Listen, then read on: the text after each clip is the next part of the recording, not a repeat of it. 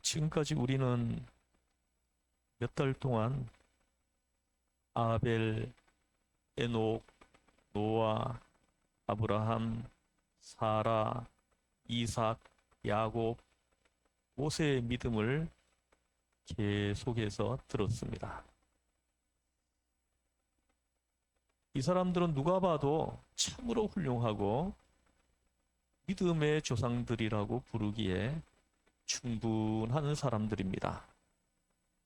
그런데 오늘 본문에서는 예기치 못한 한 인물을 기록하고 있습니다.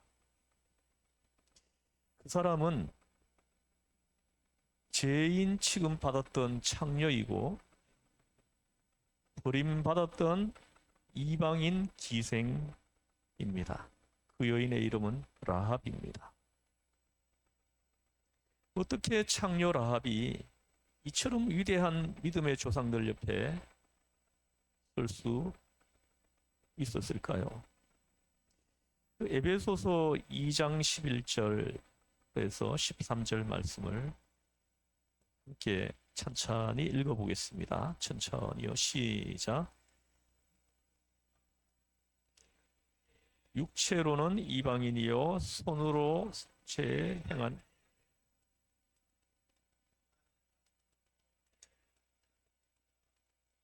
받은 자들이라.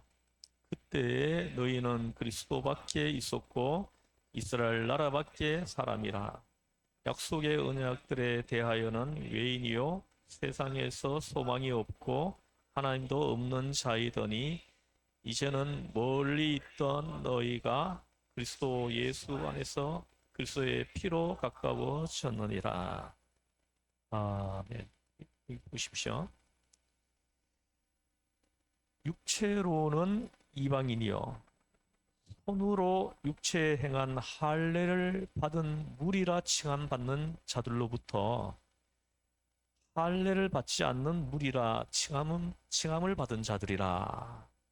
이 라합을 이렇게 얘기하는 겁니다. 그때 너희는 그리스도 밖에 있었고 이스라엘 나라 밖에 사람이라. 약속의 언약들에 대하여는 외인이고 세상에서 소망이 없고 하나님도 없는 자이더니. 그런데 이제는 멀리 있던 너희가 그리스도 예수 안에서 그리스도의 피로 가까워졌느니라. 아멘. 이 말씀은 기생 라합에게 아주 딱 맞는 말씀입니다. 라합의 신분과 처지와 여건으로 보면 어느 누구도 기억해 줄 만한 사람이 아닙니다. 한 동네 사람들조차도 그들도 보지도 않는 그런 여자인데 하나님은 여리고 성이 무너지는 그 큰 심판 중에 하나님은 기생 라합을 기억하셨습니다. 그리고 절망의 여자였던 그 여인을 소망의 여자로 만드시고 나중에는 예수님의 족보에도 기록되는 큰 은혜를 받았습니다. 기생 라합이 어떻게 위대한 믿음의 사람들과 어깨를 나란히 할 수 있었을까요? 이제 두 가지 측면으로 살펴보겠습니다. 첫째는 하나님의 측면이고 둘째는 사람의 측면입니다. 먼저 하나님의 측면에서 보겠습니다. 이 기생 라합이 믿음의 조상이 될 수 있었던 것은 하나님의 절대 은혜 때문입니다. 절대 은혜. 이것밖에는 설명할 길이 없습니다. 라합이 제사함 받고 구원을 받고 하나님의 자녀로 신분이 바뀌는, 이것은 라합의 어떤 모습을 보더라도 절대로 불가능한 일입니다. 오직 하나님의 은혜입니다.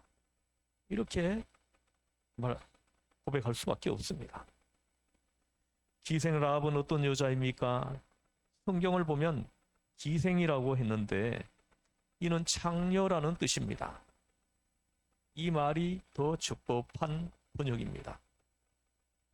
가장 천대받는 계층이었고 사람으로서는 가장 밑바닥 직업을 가진 여자였습니다. 그것뿐만이 아닙니다.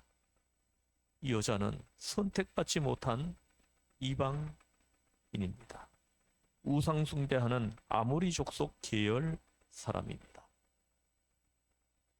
그런데 이러한 여자가 여리고 성이 무너질 때 그 수많은 사람들 가운데 홀로 구원을 받았다는 것입니다. 할렐루야. 어떻게 그랬을까요? 아무리 생각해봐도 하나님의 은혜가 아니고서는 불가능한 일입니다. 사랑하는 성도 여러분, 은혜란 무엇입니까? 값없이 주어지는 혜택입니다. 은혜는 값없이 주어지는 것입니다. 그래서 에베소 2장에서는 구원을 하나님의 선물이다 합니다. 이 여자가 하나님의 은혜와 축복을 받기 위해 한 것은 아무리 생각해봐도 없습니다. 이것이 은혜입니다.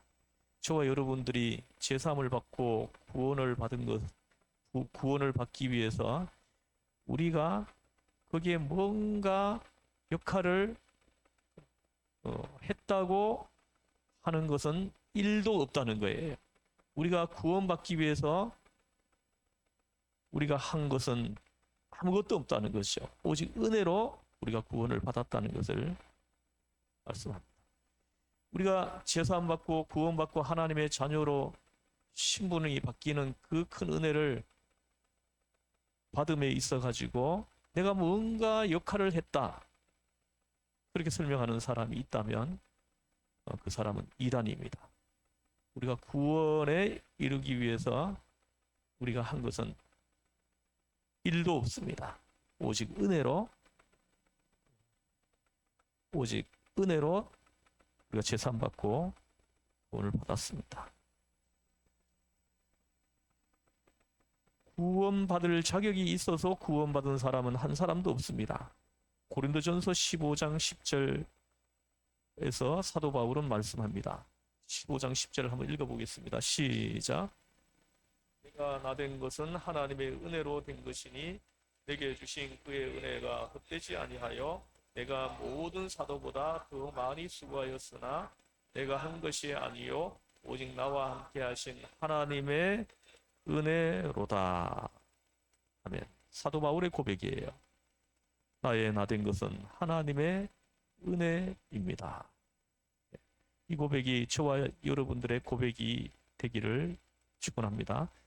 시편 116편 12절 말씀을 함께 읽어보겠습니다. 시편 160편 12절 말씀 시작. 내게 주신 모든 은혜를 내가 여호와께 무엇으로 보답할까? 내게 주신 모든 은혜를 제사함의 은혜, 구원의 은혜, 하나님의 자녀 삼아 주신 그 모든 은혜를 내가 여호와께 무엇으로 보답할까? 감격 어린 신앙 고백입니다. 죄와 허물로 죽었던 내가 어떻게 이처럼 하나님의 자녀로 부름을 받아 구원받게 되었는가 하는 감탄입니다.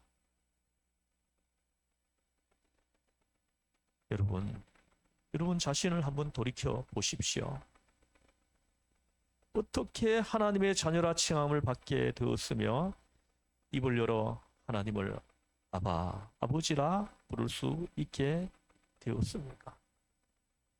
우리가 한 일이 조금이라도 있습니까?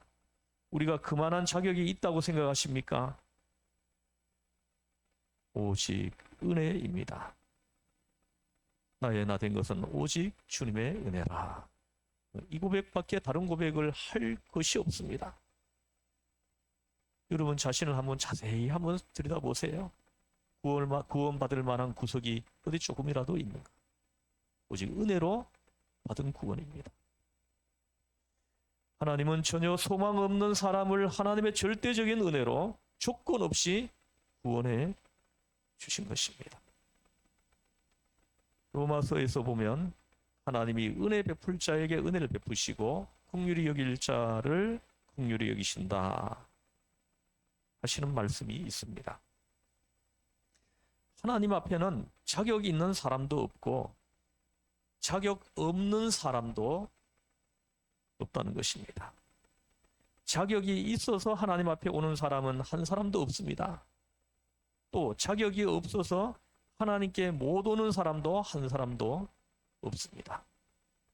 왜냐하면 내 자격 때문에 구원받은 것이 아니라 하나님의 은혜 때문에 구원받았기 때문입니다. 여러분 믿으십니까? 아멘. 내가 하나님을 택한 것이 아니라 하나님이 나를 택하셨다는 거예요. 나를 택하셔서 부르셔서 제사함 은혜 주시고 구원의 은혜 베풀어 주시고 하나님의 자녀로 삼아 주셨다고 말씀하십니다. 내가 교회에 간 것이 아니라 하나님이 오게 하신 것입니다.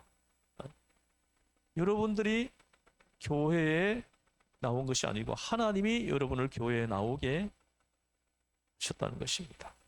이것을 불가항력적인 은혜이라고 말씀합니다. 하나님이 나를 부르셨기에 내가 응답한 것입니다. 여러분 지금 교회에 지금 오셔서 예배에 참여하고 있는 이것은 하나님이 나를 부르셨고 내가 응답해가지고 지금 여기에 오셔서 함께 예배를 드리고 있는 것입니다. 처음에는 내 발로 교회에 온 것 같고 내가 기도한 것 같고 내가 헌금한 것 같고 내가 봉사한 것 같지만은 더 깊이 십자가 앞에서 봤을 때 이 모든 것이 하나님의 은혜였다는 사실을 비로소 깨닫게 됩니다. 하나님의 은혜입니다. 그걸 어느 순간에 깨닫고 눈물을 흘리는 것입니다. 나 같은 사람, 어찌 나 같은 사람을 택하여 주시고 불러주시고 제사함의 은혜 주시고 구원의 은혜 베풀어 주시고 하나님의 자녀로 삼아 주셨는가. 오직 주님의 은혜입니다. 오직 주님의 은혜임을 그때서야 비로소 깨닫고 눈물을 흘리는 것입니다. 기생 라합이 구원받은 것은 하나님의 측면에서 보면 절대 은혜였다는 것입니다. 또 하나는 하나님이 기생 라합을 믿음의 사람으로 부르신 이유는 하나님의 구원 계획 때문입니다. 이것은 선택된 백성과 구별하지 않고 이방인이라 할지라도 똑같이 구원하신 하나님의 놀라운 계획임을 드러내시는 것입니다. 저와 여러분이 지금 구원을 받은 것은 하나님의 구원 계획하심 속에 있다는 것을 말씀하시는 겁니다. 하나님의 구원 계획하심 속에서 우리가 부름을 받았고 그 부름 속에서 우리가 제사함의 은혜, 구원의 은혜를 받게 되고 하나님의 자녀로 삼아 주신 것입니다. 이 모든 것이 하나님의 계획 속에, 구원의 계획 속에 있었다는 것입니다. 우리 민족 5,000년 역사 속에 복음이 전해진 것은 이제 불과 130년입니다. 그 긴 역사 속에 얼마나 많은 사람이 살다 갔겠습니까? 그 많은 사람들이 살다가 갔는데 내가 이 땅에 태어났을 때 복음이 전해졌다는 것이죠. 이것이 은혜예요. 내가 이 땅에 살아갈 때 복음이 나에게까지 소개되었고 또 복음이 소개될 때에 그 복음이 믿어지게 했다는 거죠. 다 믿어지는 거 아닙니다. 복음이 전해질 때 내가 예수님을 영접했다는 겁니다. 이것이 은혜라는 거예요.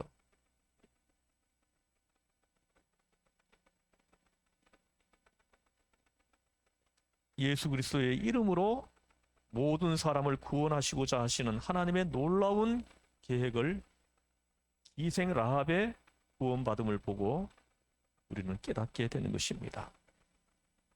그런데 우리는 자꾸 구분을 합니다. 사람들을 자꾸 구분해요. 하나님은 구분하시지 않는데 우리가 자꾸 구분합니다. 뭐 요즘 보면은 뭐 강남에 뭐 큰 교회 부자들이 다니는 교회를 좀 남루한 옷을 입고 들어가려고 해보면은 못 들어게 막아버립니다. 사람들이 구분하는 거예요. 하나님은 구분하시지 않는데 하나님이 창녀 라합까지도 택하셔서 구원을 주셨는데 왜 사람이 구분을 한다는 것입니까? 지금까지 라합에 대한 하나님의 은혜의 측면을 살펴보았습니다. 이제는 라합의 믿음에 대해서 살펴보겠습니다.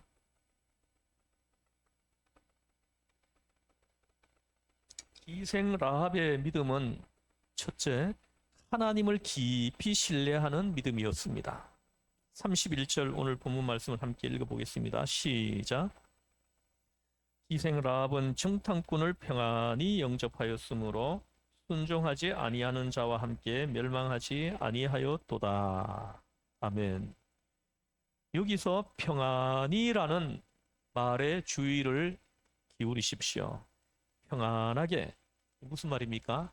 갈등 없이 정말 양심의 부끄러움 없이 정탐꾼을 숨겨 주었다는 것입니다. 여호수아서 2장 6절 말씀을 한번 읽어보겠습니다. 여호수아서 2장 6절 말씀 다 읽어보겠습니다. 시작. 이미 그들을 이끌고 지붕에 올라가서 그 지붕에 버려놓은 3대에 숨겼더라. 아멘. 그가 이미 그들을 이끌고 지붕에 올라가서 그 지붕에 버려놓은 3대에 숨겼더라. 여기에 보면 3대 밑에 정탐꾼을 숨긴 사실을 볼 수 있습니다. 여호수아서 2장 8절에서 11절까지를 한번 읽어보겠습니다. 시작. 그들이 눕기 전에 라합이 지붕에 올라가서 그들에게 이르되 말하되 여호와께서 이 땅을 너희에게 주신 줄을 내가 아노라. 우리가 너희를 심히 두려워하고 이 땅 주민들이 다 너희 앞에서 강당히 논다니 이는 너희가 애굽에서 나올 때에 여호와께서 너희 앞에서 홍해 물을 마르게 하신 일과 너희가 요단 저쪽에 있는 아모리 사람의 두 왕 시온과 옥에게 행한 일, 곧 그들을 전멸시킨 일을 우리가 들었음이니라. 우리가 듣자 곧 마음이 녹았고 너희로 말미암아 사람이 정신을 잃었나니 너희 하나님 여호와는 위로는 하늘에서도 아래로는 땅에서도 하나님이시니라. 아멘. 보십시오. 여기 2장 8절에서 11절에서 라합이 그렇게 한 이유를 지금 말씀하시고 있는 겁니다. 할렐루야. 이 라합의 신앙 고백은 뭐냐 하면은 하늘에서도 땅에서도 하나님이시다. 상천하지의 하나님이시다. 하늘에서도 여호와는 하나님이시고 땅에서도 여호와는 하나님이십니다. 이것이 라합의 신앙 고백입니다. 이 고백이 바로 라합의 믿음입니다. 라합은 하나님의 역사를 소문으로 들었습니다. 참 놀라워요. 소문으로 들은 거예요. 그 복음을 직접 전해 들은 게 아니라 소문으로 들었다는 겁니다.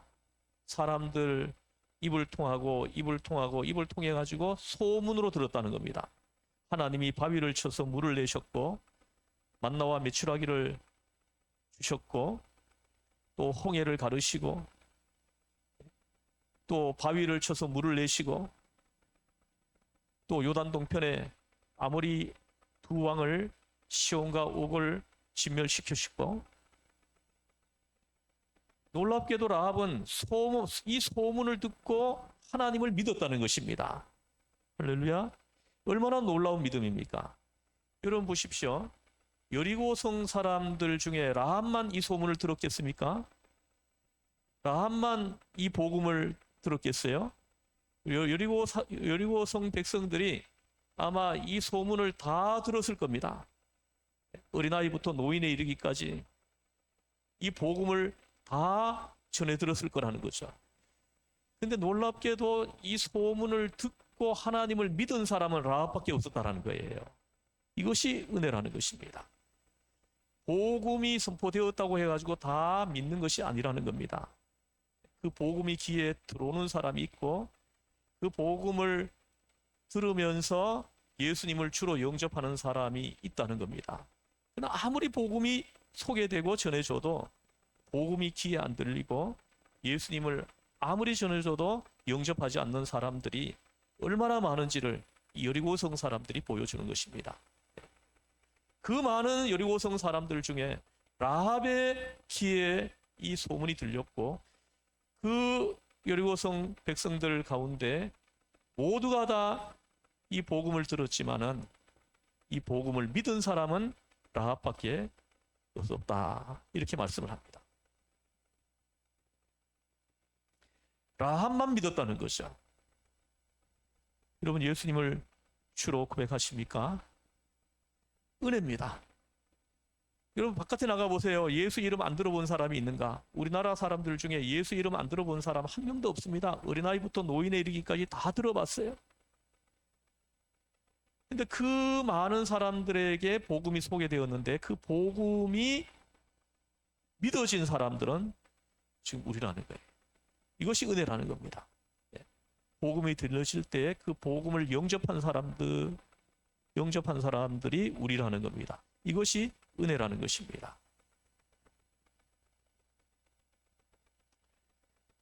둘째는 기생 라합의 믿음은 행동하는 믿음이었다는 것입니다. 라합은 하나님을 신뢰하고 하나님 편에서 행동으로 옮겼다는 것입니다.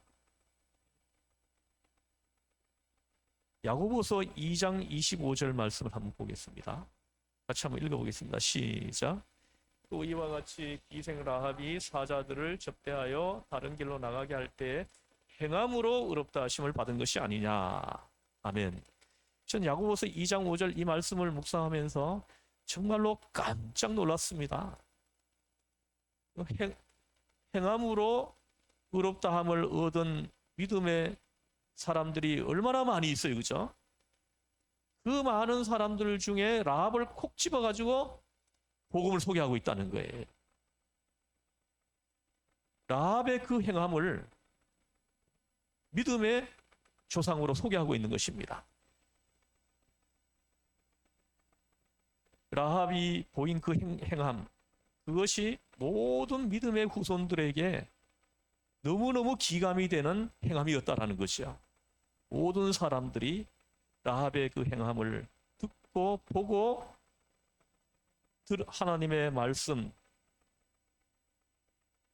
들은 말씀, 귀에 들려온 말씀을 행함으로 옮기게 만들어준 그 귀한 행함의 믿음이라는 것이죠. 이 라합을 통해 가지고 우리 모두가 도전을 받는 거예요. 도전을 받고 나가서 삶 속에서 들려주신 그 말씀을 실천하는 것이죠. 행함으로 옮기는 겁니다. 이것을 말씀하실 때 라합의 행함의 믿음을 들어서 말씀하신다는 것이죠. 사랑하는 성도 여러분, 믿음은 곧 행동입니다. 행동이 따르지 않는 것은 그 믿음이 아니에요. 전부 다 예수를 믿는다고 하지만 행동이 따르지 않고 있는 사람들은 그 믿음은 가짜 믿음이라고 우리가 봐야 합니다. 진짜 믿음은요, 행동으로 옮겨지게 되어 있다는 거예요. 믿음은 곧 실천입니다. 믿음이 실천하게 한다는 겁니다. 실제 삶에서 하나님의 말씀대로 따라 살게 하는 것이 믿음이라는 것입니다. 우리가 믿는다고 하면서도 행하지 않고 생각과 입으로만 예수를 믿으려 하지 않습니까? 사랑하는 성도 여러분, 몸으로 믿으십시오. 행함으로 믿으십시오. 삶 전체로 믿으십시오. 단순히 설교 듣고 은혜 받는 것은 중요하지 않습니다. 고치고 행동해야 한다는 겁니다. 말씀을 들을 때 나에게 성령께서 자꾸 터치해 주는 부분이 있어요. 그 성령님이 들려주신 그 음성을 들으면서 고쳐야 됩니다. 고치고 행해야 된다는 거예요. 행동해야 된다는 것입니다. 그것이 믿음이라는 거예요. 믿음대로 살아야 합니다. 자칫 잘못하면 우리는 귀와 머리만 커지고 믿음이 생각 속에서만 뱅뱅 돌 수 있습니다. 삶과 전혀 상관없는 믿음을 갖기 쉽습니다. 지금 이 시대는 말씀의 홍수 속에 살고 있지 않습니까? 그래서 귀가 커져 있어요. 웬만한 말씀 들어가지고는 은혜를 안 받아요. 오늘날 성도라고 하는 분들이 웬만한 말씀 듣고는 행함으로 옮기지를 않습니다. 그냥 듣고 좋아하고 끝내는 거예요. 귀와 머리만 커져 있는 것입니다. 너무나 많이 들었어요.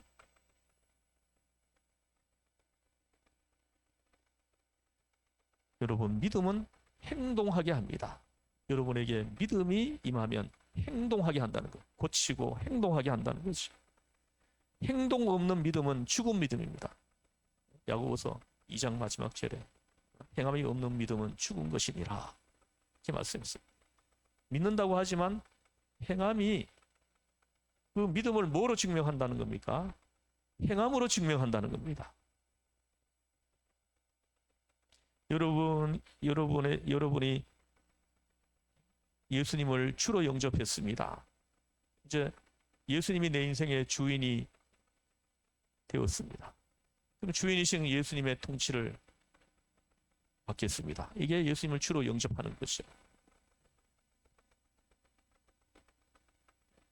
그래서 예수님을 영접하는 사람들은 말씀 앞에 순종합니다. 행동 없는 믿음은 죽은 믿음이다. 이것을 우리한테 깨닫게 합니다. 셋째는 기생 라합의 믿음은 평안한 믿음입니다. 믿음은 사람을 불안하게 하지 않습니다. 믿음이 떨어질 때 불안해지는 거예요. 믿음이 충만할 때는요, 불안하지가 않습니다. 산과 같이 높은 풍랑이 일어날 때도, 인생의 풍랑이 일어날 때도 평안하다는 것이죠. 믿음이 있는 사람들은 평안합니다. 불안하다는 것은 믿음이 지금 약해졌다는, 믿음이 없어졌다는 것입니다. 그래서 예수님이 이거 제자들이 배를 타고 나갈 때 풍랑을 만났죠. 그때 예수님이 주무시고 계셨죠. 그때 제자들은 온갖 오두방정을 다 떨잖아요. 예수님한테 와가지고는 막 예수님 발로 걷어차면서 아니 풍랑이 이렇게 나르는데 이런 통에 어떻게 주무실 수 있습니까? 하면서 난리를 하잖아요. 그 배에 예수님이 함께 타고 있다는 것을 알면서도 그렇게 불안해하고 두려워하고 무서워하고 그 풍랑을, 그래서 예수님이 일어나셔서 하신 말씀이 뭡니까? 너희 믿음이 어디 있느냐? 너희 믿음 어떻게 그렇게 믿음이 없느냐 하면서 믿음 없음을 책망하지 않습니까? 믿음이 없어지니까 풍랑이 일어나니까 무서워하는 거예요. 두려워하는 거죠. 믿음이 충만한 사람들은 불안해하지 않는다는 것입니다. 이 기생 라합의 믿음이 바로 이런 믿음, 불안해하지 않는 믿음이라는 거죠. 평안해요. 평안히 행동으로 믿음을 실천했다는 거죠. 여러분 보세요. 이거 큰일 날 일을 한 거예요. 라합이 지금. 정탐꾼 두 사람을 숨겨주는 일은 보통 일이 아닙니다. 이게 여리고성 사람들한테 알려지기라도 하면은 바로 체포돼 가지고 끌려가 가지고 고문받아 가지고 사형당할 일을 지금 하는 거예요. 굉장히 무서운 일을 하고 있는. 그런데도 평안히 했다는 거예요. 평안히. 이게 라합의 믿음이 그렇게 했다는 것입니다. 믿음이 사람을 불안하게 하지 않는다라는 거죠. 사랑하는 성도 여러분, 이제 머지않아 성경에 기록된 대로 세상에 종말이 올 것입니다. 예수님이 재림에 오실 것입니다. 그때 큰 재앙이 이 땅에 있을 것이라고 했습니다. 그날이 도둑같이 이르러 전 세계는 불바다가 될 것이라고 성경은 기록합니다. 불에 타서 없어진다고 말씀합니다. 여리고 성이 무너질 때 하나님을 신뢰하고 믿었던 라합 외에 어느 누구도 구원받을 수 없었던 것처럼 대심판 때에도 예외 없이 다 그 심판대 앞에 서 있게 될 것이라는 겁니다. 그러나 예수님의 십자가의 보혈을 믿고 의지하는 사람, 주의 성도들, 어린 양 예수 그리스도의 피를 의지하는 사람은 심판이 멸망시키지 못할 것이다 하고 말씀합니다. 기생 라합은 이 믿음을 가지고 있었다는 겁니다. 여리고가 분명히 심판받을 거다, 이걸 믿음으로 알았어요. 그리고 내가 하나님을 믿음으로 그 심판받을 때 자기는 구원받을 거라는 것, 이걸 의심 없이 편안하게 믿었다는 거죠. 그 마음의 평안함이 믿음을 증거하고 있다는 겁니다. 여러분에게 이 믿음이 함께 하시기를 우리 주 예수님의 이름으로 축원합니다. 기도하시겠습니다. 하나님 아버지,